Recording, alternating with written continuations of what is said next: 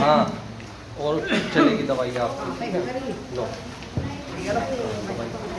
बैठ जाओ अभी।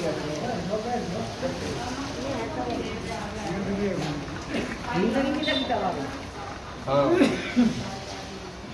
अच्छा टाइम डालेंगे, ये 2 टाइम डालेंगे तो शादी में कितना घर में किसी की शादी हो, ठीक है।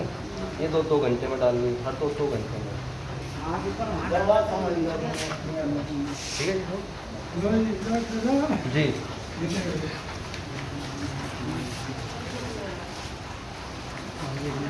और चश्मा 15 दिन लगा के रखना बराबर है, ठीक है। चश्मा ना हटाइए तो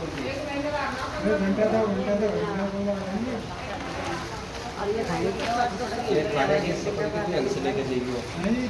हाँ बात है। नंबर मिला था हमारा घर पर।